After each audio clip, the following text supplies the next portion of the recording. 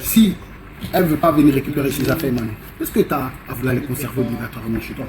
Parce que là, ça te fatigue l'esprit, tu t'en peux plus, tu tiens pas. Mais man, écoute, si je te dis de t'en débarrasser, c'est pas parce que c'est facile à le faire, hein. Je sais que c'est vraiment compliqué, mais tu peux le faire en fait. Tu peux t'en débarrasser puis passer à autre chose, c'est clair. Parce que franchement, tu n'as pas besoin de te charger l'esprit avec toutes ces choses-là, franchement, tu comprends? Donc, c'est le conseil que je peux te donner, en fait, man. Libère-toi de ce qui te bloque, parce que tu n'as pas de vie, tu n'as qu'une vie. Libère-toi, franchement. Depuis un certain moment, j'ai fait beaucoup d'analyses et puis j'ai commencé à comprendre certaines choses. Parce que j'ai été approché par pas mal d'amis qui m'ont dit Chaki, Lombri, Chaki Bobo, Chakba, Chaki. Pourrais-tu, s'il te plaît, me parler de certains trucs? Voici ce que je vis, voici ce que je découvre, voici ce que je partage.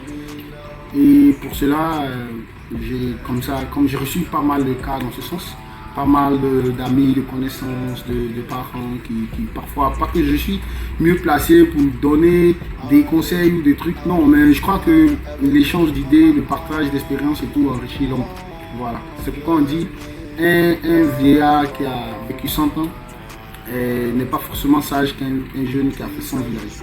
Voilà, donc je ne sais pas si j'ai bien dit le proverbe, mais c'est dans le sens de dire que avec beaucoup plus d'expérience, on peut, même quel que soit l'âge, on peut avoir, comment je vais dire, une certaine façon de voir la vie et ça nous évitera beaucoup de choses. Je me présente, je suis Landry Toali, Chaki Bobo, Chakbar. Voilà, l'homme qu'il vous faut par moment pour discuter de certaines situations. Certes, on est mieux placé à conseiller quand on ne vit pas soi-même la situation. Mais bon, on va le faire comme ça. Et puis, bon voilà, vous m'aurez de façon fréquente sur des vidéos, sur différentes pages et tout, en train de discuter, aborder certains thèmes sur des forums que j'organise pour discuter de certains projets, pour parler d'avenir, pour parler de relations, pour parler de développement, pour parler mindset and everything like that, you know. So, voilà, sans plus tarder, générique et on repart.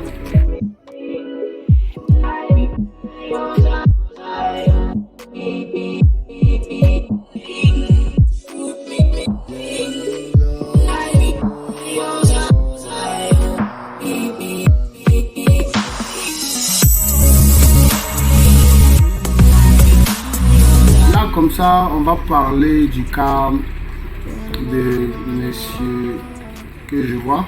Bon, je vais taire les noms, je préfère taire les noms, comme ça personne n'est indexé.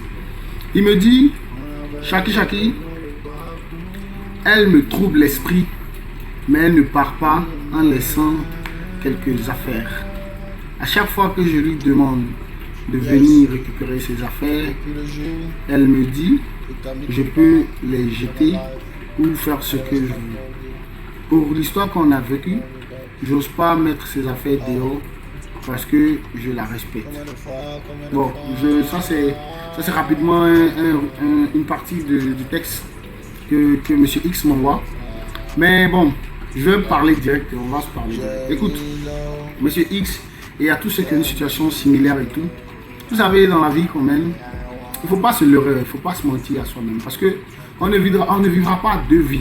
On ne vivra aucunement deux vies sur cette terre.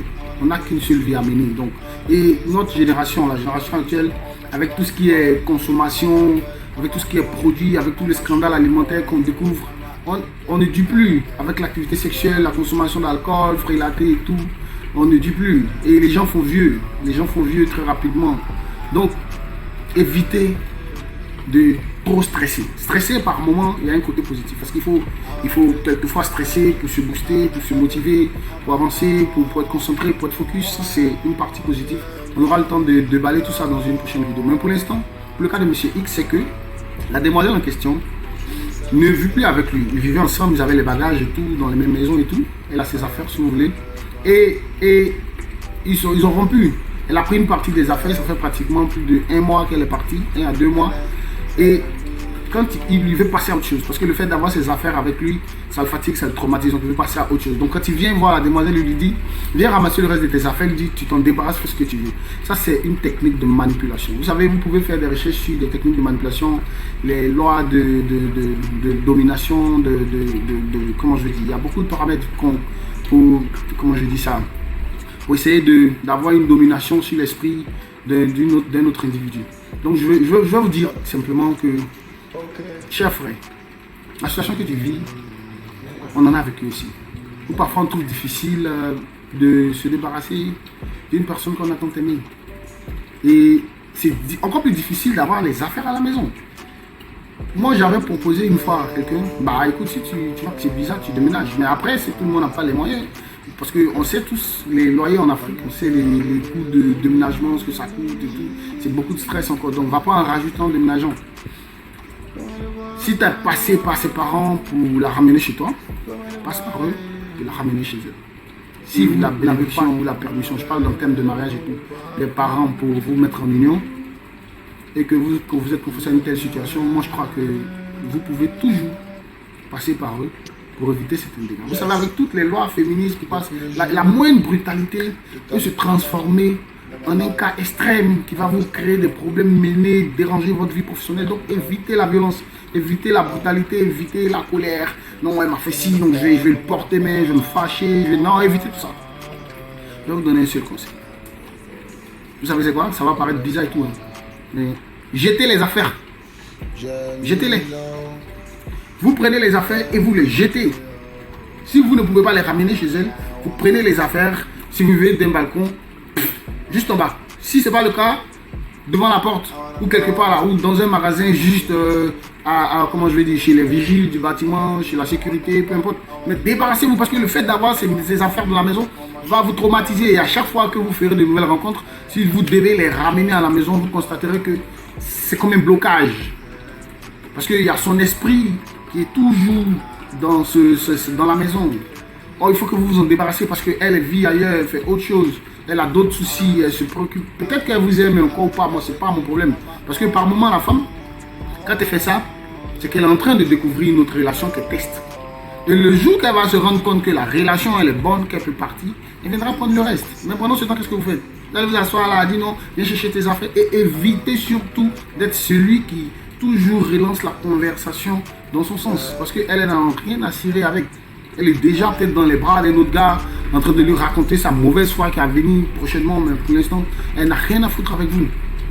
Donc, Monsieur X, comme j'ai dit, et à tous ceux que cette situation concerne, de près ou de loin, débarrassez-vous personnellement des affaires. Prenez votre courage à deux mains, c'est pas facile certes, mais débarrassez-vous des affaires, passez à autre chose. Faites de nouvelles rencontres, découvrez, allez dans des endroits que vous n'avez jamais découvert auparavant, rencontrez des filles, discutez, amusez-vous, prenez un pot, soulez-vous la gueule s'il le faut pour passer tout ça.